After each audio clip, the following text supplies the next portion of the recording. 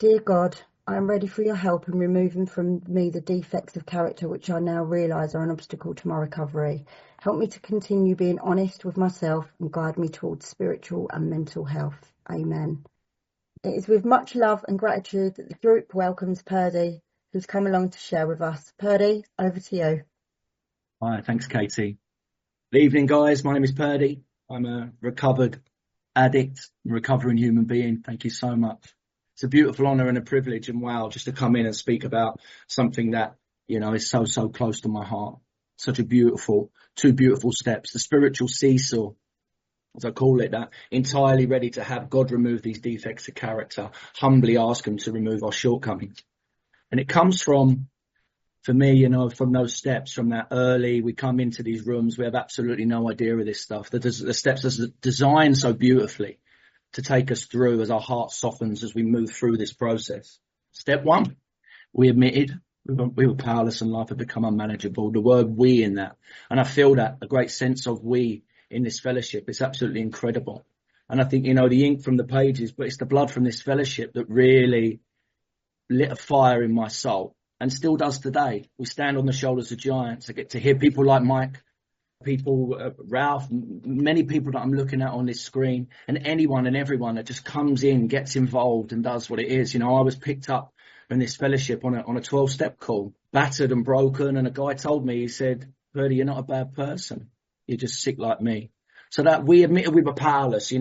We go through these pages in the book, a big chunk of the book, doctor's opinion. I learned that sickness. I learned that obsession of the mind, allergy of the body. And my life is unmanageable. And look at it, and there's so many beautiful things in those chapters. I remember Jim's story. It's page 35. And quote me on book numbers, but I think it's page 35. Jim's story is one that really had a profound shift in the way that I was feeling around that step. I was reduced to tears. Not a cloud on the horizon. Again, if I mix my stories up, forgive me. It's a feeling for me. That big book is beautiful, ever growing. As I grow with it, as spirituality percolates through me, I draw forth the deeper meaning of the word, and I understand these pages of the book. Oh my God, it's a feeling. But I remember when it said Jim, his family was put back together. Everything was okay. Then he has that crazy idea. That starts another trip to the asylum for Jim, and I broke down. That conversation with the Dr. Jekyll and Mr. Hyde. That's me. I'm not the prison guy. I've been to prison, but I'm not the prison guy. I'm the other guy. I'm the dangerous one. I'm the one you fall in love with. I'm the captain of the football team. I'm the one that your family falls in love with, and we put this life together. And then with senseless sprees, I burn it all to the ground.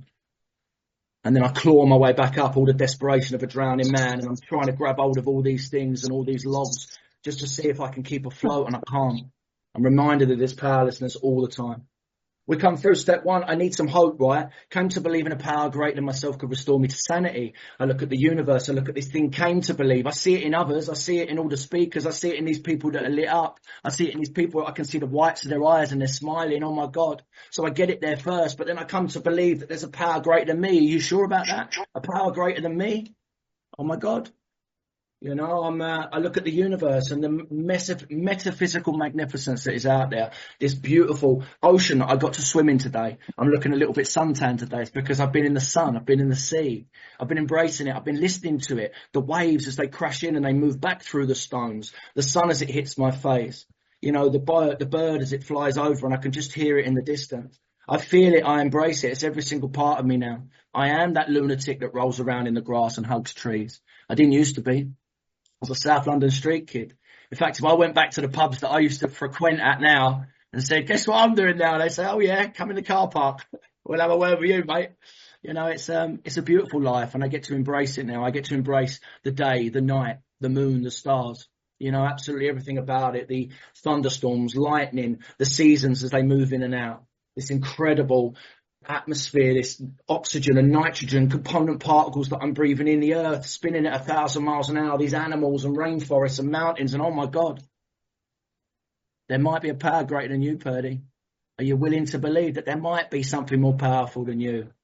I'm sitting here in a one-bedroom flat, pissed away anyone that's ever loved me, and I come to believe that there might be a power greater than me. I get to hand it over to the care of God, fire the liar, hire God in step 3. Decision. And I love a decision. I've made loads of decisions, loads and loads and loads of decisions in my life, ones that haven't amounted to anything because I always go back out there. But I make a decision in this. It's not that I have to believe in God right here, right now. I've got a fundamental idea of God. I'm 100% convinced that my life run by Purdy can hardly be a success. I pray to him in the dark. I pray to him when the chips are down. I pray to him when my kids have been taken away from me. I pray to him when I'm in a prison cell. I pray to him when I've been thrown out of a house. I pray to him when I want everything to just be how I want it to be because I can't deal with the pain and I can't deal with the stress and I can't deal with being curled up in a ball and crying my eyes out and sleeping rough again. I pray to this guy then. But what fellowship teaches me is it gives me the opportunity to pray to him in the light, to really build and form a relationship, which we're going to talk about in 6 and 7. For a great period of time. I just want to get there. I want to get there for myself.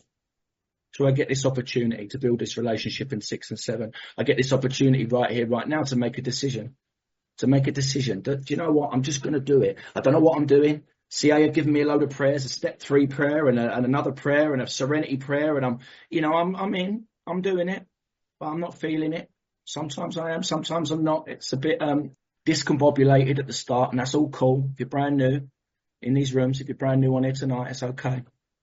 In step 4, I do a searching, fearless moral inventory. I've just listened to a beautiful explanation of it. And oh my God, I get to see my part.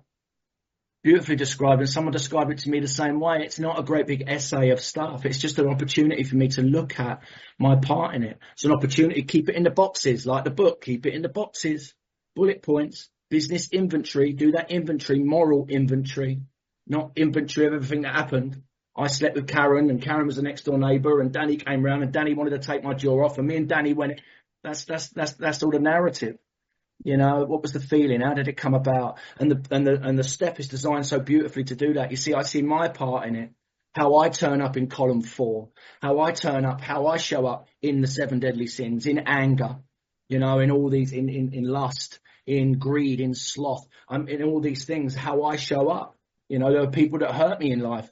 And I couldn't quite work out at the start. I remember sort of had a beautiful spiritual experience in step 4 when I was going through the work. I'll talk to you about that in a minute. But that step 4, when I was like the people that had hurt me, my abusers, the trauma, the mental and physical abuse as a kid, why do I have to say sorry to them? Why do I have to go and speak to them? Why do I have to bring this up? And I'm overthinking and I'm going through all this stuff because I'm looking at the whole thing as an entirety. I'm already at step 9, 10, 11 and 12. I'm everywhere. I'm all over this stuff. I'm reading it left, right and centre and I need to just stop and slow down and stand back. Your problem is, Purdy, you hold on to the resentment. Your problem is you carry that resentment around with you. It shows up in anger. What does anger look like in your life, mate? And you start to have a conversation in 5 about this. In 5, we have a conversation about it, not in 4. In 4, I bullet point. In 4, I move through. Yeah, write it down. 5, I execute it. I have a conversation with God. I have a conversation with another human being. And I bear all. I let it all go. I let it all out. I get to see my part. What does anger look like in your life, Purdy? How has that shown up for you? Let's talk about that. We do this beautiful process. And oh my God, it's so freeing. I was in step 4 and I think Bill talks about the clear wind on a mountain top blew through.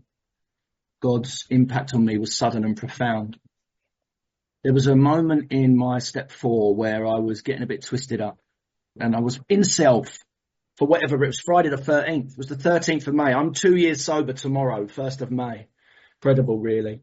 And it was the 13th of May because I started going, it's Friday the 13th. That's why. So the first thing I did is I looked up the reason for Friday the 13th and I come across a couple of different things, the Last Supper, also the God, the Devi, and the gods.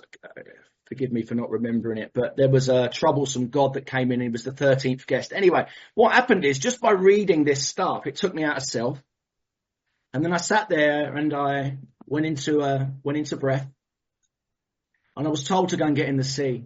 Those beautiful, powerful moments where you go into breath and into meditation. And this is early on. It told me to get in the sea. I got in the sea and I swam around in the sea. Step 2, came to believe in a power greater than myself could restore me to sanity. When we live and breathe in these steps, these wonderful things happen. I get out of the sea. I come over here. A little old woman walks around the corner and she goes, "You've been for a swim?" And I said, "Yeah." And we start having this conversation in the daytime, like a vampire. I don't talk to human beings, but I'm talking to this human being and we're having a conversation and she says, "You've been for a swim?" And and then she goes, "I'm getting a little bit old now, darling. tell you what I've got. I've got a little beach up. Now, I've got number 9 tattooed on my left arm. I didn't get number 9 tattooed on my left arm to make this share try and sound a bit better. It's from the Massive Attack album, Blue Lines, and it's the 9th song. There's 9 songs on the album, and there's a 9th. The 9th one is called Hymn of the Big Wheel. If you look it up, Hymn of the Big Wheel by Massive Attack, and it was I connected to spirituality quite early. Even, when I was busted up and broken out into madness, I'd try and find that connection through spirituality, through music. So I had that there, but she come to me and she said, I've got a little beach up down on the beach down there. Anytime you want to use it, it's all yours, darling. Total stranger. I remember speaking to Kimia, and I rang her up and I told her about the experience, because when I get a little bit meditative, I'll ring Kimia. And she said, she just stopped and she paused and she went, what if God was one of us? And I started crying. And I came back here and I was like, what just happened then? What just happened then? I'm in self, I'm twisted up, I don't know what to do, I don't know whether to go left or right. I can't breathe because I'm getting stressed about whatever I'm getting stressed about. I lean back into my steps, I lean back into the universe, I lean back into God, and then this thing happens. And it was from that point really I was in. That conversation in 5 and then leading into this 6 and 7. 6 and 7, something that, I started this meeting. It was me and Katie speak about 6 and 7 a lot. That spiritual seesaw. For me, the way that I see it, any time that, my step 10 tells me, and we'll skip to 10. 10 tells me I'm in 6. For me, 10 tells me I'm full of character defects. 10 tells me I haven't handed out. 10 tells me I'm in all the steps. What step 10 does is it gives me that opportunity straight away to pause and stop and go straight into 6, entirely ready to have God remove these defects of character. And 7, humbly ask him to remove our shortcomings. What it does is step 10 tells me that I'm powerless and life is unmanageable. I need to believe in a power greater than me. I need to hand it over to that power. I need to see my part in it. I need to start having a conversation. And here I am in 6 and 7. We do that with the love in our heart. 9, amends if I need to make it. I'm doing it through 10, closest conscious contact with God, 12. And I lean into step 12 quickly so that I'm so far removed from 1. What a beautiful way to live your life. And very, not robotic at first, but then it seems to just flow. It's very natural. So I'm in 6. My ex-wife has messaged me. I'm going to be 10 minutes late for the kids. What this program teaches me, it teaches me that pause. So I text her, I'm going to be 10 minutes late to pick the kids up. And the barrage of abuse. How dare she? How dare she talk to me like that after the 10 years of pain and suffering I gave her, but she rings and she messages and she messages back. Oh yeah, drinking again, are you? I thought as much. Yeah, don't worry about it. Listen, maybe they're, and I'm back and forth. 666, the devil. Now the old me would text straight back. You see, my default setting is anger. My default setting is frustration. My default setting is whatever it is. I'm going to come back at you. So I want to text her back. No, listen, I'm working really hard. I'm in CA. I'm helping people. I'm saving people's lives. I'm doing the steps. And you can imagine her texting back going, yeah, all right, yeah, whatever. All right, Jesus. I tell you what, if you could just make sure 66666, devil. Someone wants to ring me up and go, Purdy, to be honest, thanks for the share earlier, but would have preferred if Mike did it. And I go, yeah, I'll tell you what, let me tell you something about, I did my best, all right? And he go, yeah, but 6666666, devil. And that's the way I see it. That's the way, what I get to do now is I get to lean into the pause. I get to lean into the pause, lean into God. And before I text back or before I answer back, I get to stop. I get to breathe. And I get the answers in the silence. The 4th dimension for me is in the silence. Who'd have thought? A guy so crazy, an outright mental defective, a geezer that wanted to tear the noises out of his head at any given moment because I just can't take any more in. Now got this quiet peace, this opportunity to pause and breathe. And in there I find the answers. I don't message back. I turn up to my ex-wife's house and I'm 5 minutes or I'm 10 minutes late. And it still continues on the door. Oh, here he is. Here comes Jesus Christ himself. Look, with his spiritual beads on, walking up the road. Yeah, come on in. And then she goes, oh, don't worry, just next time, my new boyfriend will take him out. Just let me know because he's amazing. he fixes shelves and he does all this. And I want to go, yeah, where's your boy? The old me, yeah, where's your boyfriend? Tell your boyfriend pop out here for a second. Let's have a little word with your boy. That's the old me. But what I do is I get this opportunity with this beautiful 6'7", entirely ready to have God in the moment, put my hands together and go, come on, kids, I'm really sorry I'm late. I get the opportunity in 6 and 7 and through amends to then have build a relationship with this guy. This guy who, their lives, I terrorise their lives. I remember the first time I ever knocked on his door and he answered. Poor bloke. He thought, oh no. And I put my hand out and I pulled his arm in and we had a cuddle. And I said, thank you. Thank you for looking after Lucy. Thank you for looking after my kids. And if there's anything I can do for you, please let me know what it is.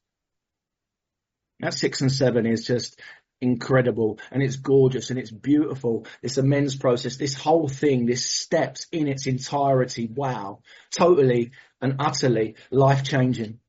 So we build this relationship. We took it, 2 years on now, and, my wife is my best friend because of 6 and 7. My wife is my best friend. All my children are back in my life today. I'm peaceful and I'm calm and I'm daddy. I get to sit on the floor with them. I get to play. I get to pick them up. She's taking the piss a little bit, actually. She does sort of like, there's about 5 weekends in a row I've got at the moment where she goes out drinking with her mates. And I go, yeah, no problem, but I'm going to have to pull her up in a minute. No, I don't mind. I love it. I'm like, yes. And she's, she had some tears with me and she rung me up. You're my best friend. And I just said to you, every time you're taking a little bit of my heart, every time you promise me, you're going to change. Every time you fight me because you want to gain power back, that you want everything to be put back, we tried to put it back 1,000 times. I get to hear it. I get to hear the truth. And I've always heard the truth because I don't think she's ever not told me the truth. I just couldn't hear it. I can hear it now. And I don't get into a bit of morass of self-pity and say what should have happened and what is. I'm entirely ready to have God remove those defects of character. I completely and I humbly ask him for me to show love and gratitude and peace and serenity and all these beautiful things that I get to learn in this fellowship. 6 and 7 is alive for me. It's very much alive in my day as I move through life. There's been some fantastic experiences. One where I'm doing a share up in London, a candlelit share, and my mind will convince me very quickly I'm not good enough. No one wants to hear me share again. Oh my God, I've shared a few times now. If you're thinking that, God rest your soul. I've shared too many times. I'm not good enough. Why does anyone want to hear me anyway? I'm just an addict. I'm just useless. Oh my God, look at you, Purdy, on your way up in the train. This is my mind. My mind doesn't take very long to sink into a bit of morass of self-pity and go, you're lonely. You're on this train on your own. You're probably going to die alone. You're probably going to die alone on this train. Oh my God. I was only like, it was only a passing thought, and all of a sudden I'm wrapped up in this stuff. I get an opportunity in 6 and 7 to close my eyes. I get an opportunity to go to have a conversation with God, to do that step 6 and 7 prayer, which I love a 6 and 7 prayer. God, I'm willing that you should have all of me, good and bad. I pray that you now remove from me every single defect of character. God, remove mine. And I start to list off, as I'm listening to this meeting and I hear different people come in every single week and talk about 6 and 7, it's incredible. And I hear and I pick up so much more. And I'll continue to do it the way I do it because it's kept me well. But it's so beautiful to hear different ways. Actually in that God strengthen my part or God take away my part. How do I know? I might list off these things and it's good practice to do it. And I will not stop doing it because it's kept me well. But to hear people 30, 40, 50 years sobriety that actually say that at that moment it's an opportunity to go, show me love. God, give me love, kindness. Let me live in love. God, let me live in love. God, let me live in love. Becomes that type of prayer. Because I want to list off and I can do that. I can list off all my defects of character and I won't stop doing it. God, please remove every single defect of character. Remove my self-loathing. Remove my self-seeking. Because it keeps me drowning. It keeps me drowning in self. Completely and utterly shut off from the world. And I feel less than for days and days and days. Remove my selfishness. I don't consider anyone else's feelings. I'm just driven on what I want or what I think I need. I can cause dishonesty and lying. I don't want to feel that pain, God. And I love this conversation because it's just, for me, it's just a to and fro. Sometimes I'll have a little cry when I'm having a conversation. Sometimes I'll just sit there and go, really? I'm building a relationship. And I think that's what, for me, 6 and 7 is. It's a real start. I start to close my eyes and build this relationship. My fabrication of the truth to get what I want normally. I'll most of the time, probably so I can just feel how I want to feel. It's the reality of it. Please take it away, God. Remove my lust. Never thinking about the other person, driven by sexual wants and maybe a need for closeness, a need to be wanted. That's all it is. I'm a love junkie, man. I want to feel warm, to feel okay, to feel that everything's all right. Take it away from me. Let me think. Give me that pause, God. Remove my anger. I don't want to be angry. I'm not an angry person. I don't want to be angry. I don't want to be like that. I don't want to act out on emotion with no pause. Retaliating because I want it all my way, God. Please, God, remove my fear of loneliness. Please, it kills me. It actually kills me. Sitting here feeling lonely and getting into a bitter morass of self-pity around it, a fear of rejection. I'm not enough, I'm not wanted, or I'm not loved because of that old past and that trauma. Take it all away from me, because it stands in the way of my usefulness to you, and to my fellows. I can have a pause. I can have a conversation like that. I can start to distribute my thinking, my thought patterns, my behaviors, my actions, over to the care of God, into prayer, please strengthen my humility. I'm no less than anybody. I want to be helpful wherever I can. I want to be there for people. I don't want to judge other people. Please strengthen my unselfishness and my helpfulness. I want to put others before myself. I want to have a generosity of spirit. Please strengthen my integrity and my honesty and help me live in the light, in the truth, instead of polluting my mind with all the nonsense. It's nonsense, God. It's absolute nonsense. I'll drive myself to insanity through this nonsense that I create in my mind. Please strengthen my intimacy, true connection with my brothers and my sisters. Let me have patience. Strengthen my forgiveness. Strengthen my love. It's our greatest energy. Help me to love. Help me to love. Help me to love. Be kind, be considerate, be accepting, strengthen my faith and my courage, and keep me moving forward in love, in happiness, in growth, in spirituality, as I go out from here to do your bidding. Amen. Pause. Breathe. Establish that relationship with my breath. I was on that train and I got myself so twisted up. And then to top it off, God added something else in. It reminds me of page 133 in the book. Family afterwards. We are sure God wants us to be happy, joyous and free. We cannot subscribe to the belief that this life is a vale of tears, though it once was for many of us. But it's true that we make our own misery. Avoid then the deliberate manufacture of misery, but if trouble comes, cheerfully capitalise it as an opportunity to demonstrate his omnipotence. See, God will show up. God will show me. God will test me. Or whether it's God, whether it's life. Do you know what? I don't want to get into that right now. I get shown an opportunity to show love where there's hate. See, I think I want everything my way. I think to practice patience, he needs to put me at the front of the queue. That's what God needs to do. No. If you want to learn patience, Purdy, you need to be at the back of the longest queue in the world. And then when you get to the front of the queue, you need to step aside and let that person go and go to the back again. That's how you practice patience. Just the same way, if I want to practice love, I have to see some hate, right? And that's the way it comes. And that could be in my mind, that could be fabricated truth, but it's an opportunity for me to demonstrate for God to demonstrate his omnipotence through me, through that understanding of the position that I'm in. Then I can go and have that conversation and go, because you know what happened? I'm sitting there, I'm feeling lonely. We pulled up at the train station on my way to the share, and a guy stood up and a woman jumped on the train and she ran and jumped in his arms and he spun her around. I was like, fucking hell. Look at them two in love. I get that opportunity in prayer to smile. Do you know what happened? I got off the train at London. Blows my mind.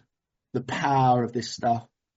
This fundamental idea of God that I had at the start is now so reinforced with just the most amazing stories, the most amazing feelings. I got off that train and I walked up the top of London Victoria train station, and it was dusk in London. It was a beautiful feel about the sky. And all busy London's moving around. I've prayed to fill my love with heart, to do all this stuff. Busy London's moving around. There's people in suits. There's people listening to music. There's people on scooters. but I can just hear this busker in the middle of London. He's standing right over there, and I can hear it, and he's singing, and his words are so powerful. And I remember walking over, I was drawn to this guy, and I walked over, and he was singing the Christian song, "You're worthy of it all. You're worthy of it all." And he kept singing it over and over. And I literally put my hands together, and I remember getting down on the floor, leaning my back up against the lamppost, and I just sat there rocking, but feeling it, emotional, tears were raining down my face. Do you know, this guy never knew anything about it, but that guy changed me completely in that moment. God showed up and completely changed it. The feeling from the sky, the feeling that ran through my body, the emotion that I felt through that moment was just incredible. And it just answered my question. Okay, I am enough. I am enough. It's okay. Go and spread the message. And I went there and I had the most beautiful share. Do you know what? A funny thing happened. That was that was about a year ago that I found him. I started like seeking, so I found that guy through TikTok, and I was looking for this, imagine me "You're worthy of it." I'm singing into things. It took me ages, but I finally found this guy, and I messaged him. And I said, "Hey, I just want to tell you about an experience I had. I was in self. I'm in recovery. I went into 6 and 7 prayer. I realized I was in 6. I moved it over to 7. And when I get off, this wonderful thing happened. Now, you didn't know I was there, but I can't tell you the feeling that you gave me, and you propelled me to move through and move on for a long time afterwards. And I just wanted to say thank you." And he said, "What?" And he messaged me back. He said, "What a beautiful message." He said, "I'm in recovery too." He said, "And what I do is I go out to London, and that's how I pray. So I'll sing to God. I'll sing to him. I go out there every single Friday night, and what I do is I stand up and I'll sing a load of songs. You're worthy of it all." And he says, I'll sing there for hours and hours and hours, and it's my meditation, it's my prayer, it's the way that I speak to God. It was just incredible. I remember just recently, lots of times, I was off to Thailand. God shows up. I'm off to Thailand. What a beautiful experience. What a magical experience. You'd think, from the life that I've had and from everything else, to suddenly get this opportunity to go and swim with elephants, to go and enjoy some of this spirituality and some of this nature. I desperately needed a pair of shorts. Fucking hell, Purdy. You're never going to get a pair of shorts in Thailand. That's just, that's probably impossible. So I'm twisted up. I'm waking up. I've got to the next day I'm going to Thailand, but I've got to go and pick the kids up. So I'm in self. I've got to get shorts. I'm not going to have enough time to pick the kids up. Oh my God. But that's how it happens, isn't it? It's all over us. I get on the bus. You know what? I gave up my car. I had a BMW 530, and I gave it up for a bus pass. That's how cool I am. Too cool for school. I gave it up because on the bus I see the truth. I get to see people in love. I get to see people holding hands. I get to see the nuances of life. I get to see the odds and sods. I get to see and speak to people. And wonderful things have happened on that bus. But today I got on the bus, going to Thailand tomorrow, selfish and self-centered to the core. And I've got to get downtown to get some shorts. Otherwise the whole world is going to end today, literally within the next hour, if I don't get these shorts. And the kids, the kids are never going to speak to me again because I'm going to be late. Lucy, the relationship's broken with me and Lucy. Anyway, so I'm on the bus. I'm not awake. I'm asleep. As in, I can't see. I'm in self, and oh my God. And this is the wonderful thing about this. This is the wonderful thing. And I was trying so hard. And I got down and I said, "Please take this away from me. Please take it away from me. It's suffocating me. Please, God, take this away. Please let me show love. Please let me show love. Please let me show love. Please let me show love." Get off the bus, and there's a little old woman, and she's walking towards me, and she's holding 2 carrier bags, and she's holding them up like that, and she can barely walk. And I remember it's another moment. It's that time where I get to look up and go, "Fuck it, now? Really? You know how busy I am. I've got to get these shorts. I've got to go out of time." Doesn't matter, because we lean into this program. We lean into God. I have the odd opportunity to go into that, to speak to that lady and say, "Hey, would you like a hand with those bags?" And she goes, "Oh yeah, please, darling." I get emotional because I get to see the truth. So many times, so many days, living in 6 and 7, living in this program, I get to see the truth. Because we talk and we walk 10, 15 minutes. I take her to her house. She's so grateful. We're having a conversation about lots of different stuff on the way. Might have lit up her world. I don't know. I don't know her life. But she lit mine up. This total stranger. This old woman with a couple of carrier bags lifting above her head. She looked hilarious. When I got to her door, she opened her purse. You know that, like, to give me some money. And so gorgeous, just so lovely, you know what I mean? Like, you know, a pound or whatever it was. And I said, no, don't be silly, don't be silly. I'm glad you're home safe and everything's okay. Do you know what? I turned away from that door. Gone. Step 12 in action. Gone. All the noise, all the nonsense, all the crap, all the drama, all this drama of life, as it says, you know, all this stuff just gone, evaporated. Whew. Because we lean into the steps, because we lean into this program, 6 and 7 prayer, toppled with a bit of step 12, a bit of sprinkle, a few sprinkles of a few different steps in the mix. And I get to feel it and I get to live in it. And do you know what? I make a decision right there and then. I go, do you know what? I think I'll get some shorts in Thailand. Terrible. I mean, life-changing decision. And I'm just going to go and pick the kids up. And I'm on my way to the bus. And I'm getting on the bus. And I'm on my way to see the kids. And I can see again. I can feel again.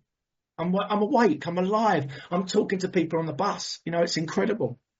There's another moment just recently, and I talk about experiences 6 and 7 because I just find it incredible. You know, and this inventory process, or this prayer process for me has to be on. I have to do inventory and a lot of inventory. You know, people talk about the steps and it's important. It's very different experiences, new sponsors, new ways of doing it. And everything's beautiful and everything's, you know, okay. I have to check myself before I wreck myself because I'm a seeker.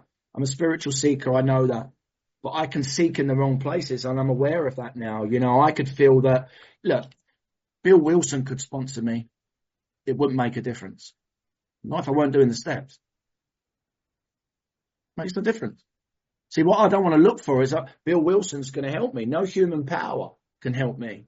I need to be in these steps, all 12 steps. And I think what can happen is I can very much, even myself sometimes, lean into 12 very heavily. You know, 12, helping others, amazing, helping others, being of service, but doing all this stuff, sponsoring, doing all this stuff. But I need to remember to check myself before I wreck myself in 10. I need to remember to get into prayer, meditate, which I make sure is my baptism every single day. I'm never without inventory, not without prayer and thoughtful time to get that close conscious contact with God. I'm never not working with anybody else, but I'm also very aware that I'm powerless and my life is unmanageable. I need to come to believe in a power greater than myself to restore me to sanity, hand it over to the care of God, see my part in things. I need to be in all 12 steps all the time. I work those 12 steps backwards, I'm in trouble. And that can happen very quickly. It can happen very quickly living in 12. Because one day, and I've felt it before, I'm helping a lot of people, and rightly so. God bless this fellowship for saving my life. Sometimes I'm tired. And when I'm tired, I don't want to pick up my phone. So that newcomer wants to ring me and I put my phone on silent. I'm not doing step 12. And that day I'm a bit too tired. So I go from 12 to 11. I'm not praying. I'm not meditating. I haven't got that close conscious contact with God. And guess what? I don't need to do any inventory. I need to do inventory on everything. If I'm feeling lonely, I need to do inventory. You know, if I've got that passing thought that goes, you know, wish I could meet someone. Right. Need to go into prayer and meditate because I'll take it down a whole other avenue if I let me take over, if self-will run riot. So I need to do inventory on that. I need to do inventory on that 10. If I don't, I'm not doing my step 10. Don't need to make amends to anyone.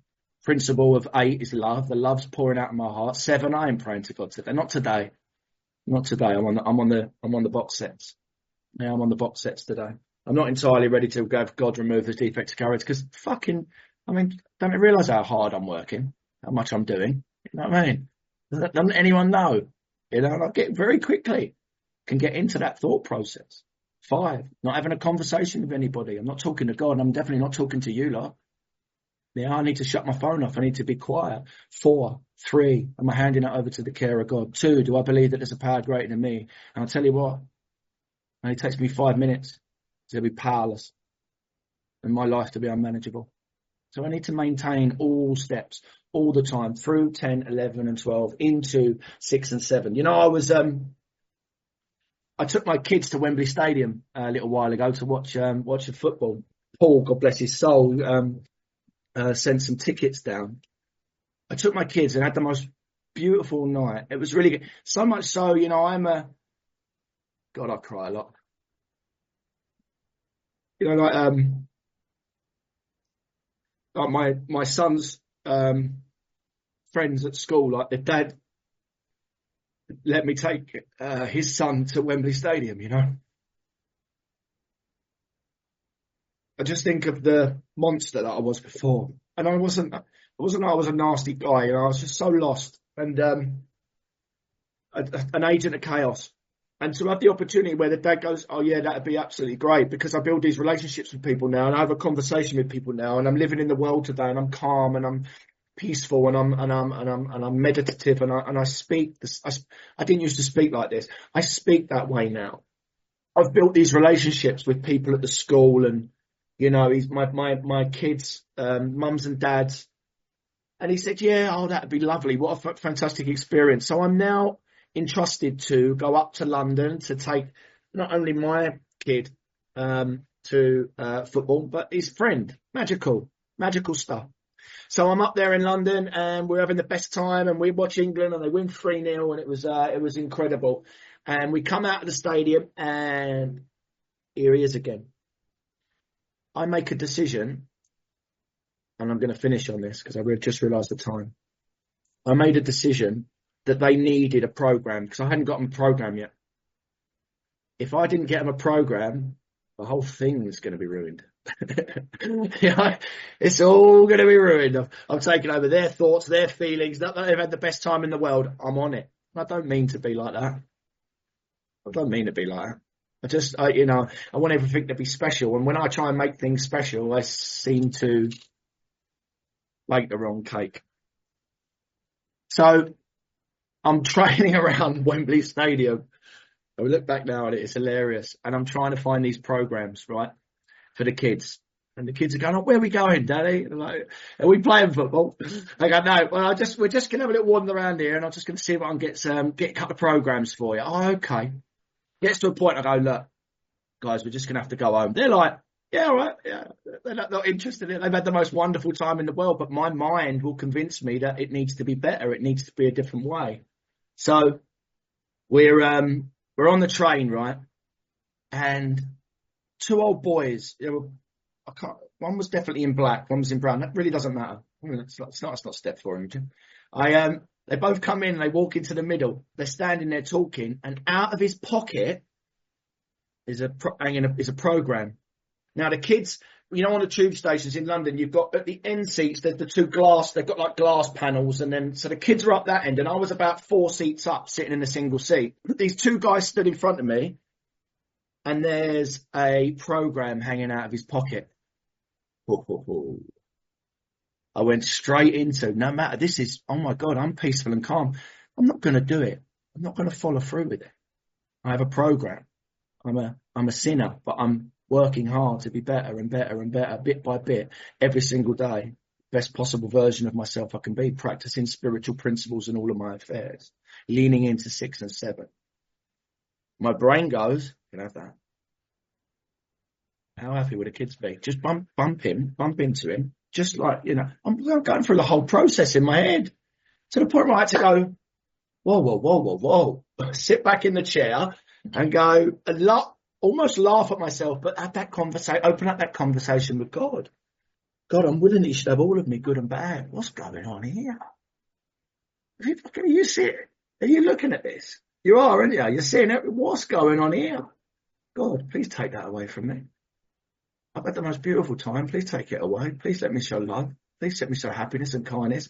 Go over there, you know, when the seat, we're going, give the kids a cuddle, make sure that we're going. Just be in the moment. Be here now in a place of love, not fear. Please, God, open my eyes. We get off at that tube station. We're walking to the next tube station, and a geezer comes running up, and he says, "Mate, did you drop this? Because we're all in football shirts. Did you drop this program?" Brain, anyway. Yeah, I went, "No, I didn't. I'm in. I've done that prayer. I'm back in peace." And the first thing I did was I go, "No, it wasn't me." So he said, "Well, I don't know whose it was, mate. You might as well have it." And he handed it to Brax's friend. So they were like, "Oh, thank you so much." So we got on the next tube, which was going to the train station, and they're reading it like that. Now, I paid no attention. I was just like, and I didn't even have that feeling. It's amazing, the 6 and 7 prayer. It's amazing getting back into spirituality and getting into a position with God, because I didn't sit there thinking, "Oh yeah, they got that." I didn't even think about this conversation that I'm having with you now until much later, because I got off at the next train station and I'm just about to get the escalators up to the train, and an Italian guy comes and taps me on the shoulder. He says, "Hello," I can't do the accent. "Hello, my friend. I noticed I've got 3. Just talk normally, Purdy. I've got 3 programs. Does your kid want one?" I said, "Oh, thank you so much. That'd be lovely. Thank you." And he gave Brax a program, and I still didn't think of it. I just thought, what a lovely thing to do. I remember going up, getting on the train, and we were sitting on the train, and it was a point where I was sitting out the window and I was looking, and I started crying, because I do that a lot. I started crying with gratitude, and I was like, wow, there it is. You know, there it is in all its power, in all its glory, in all its beauty. When I step out the way, when I am entirely ready to have God remove these defects of character, and I humbly ask him to remove my shortcomings, magical things happen. Magical things happen. Hope that was all right. Thanks for letting me share. Thank you, Katie. Thank you, Purdy. Thank you for your share. You were heard. Appreciate you and grateful you're here. Can we all just take a moment?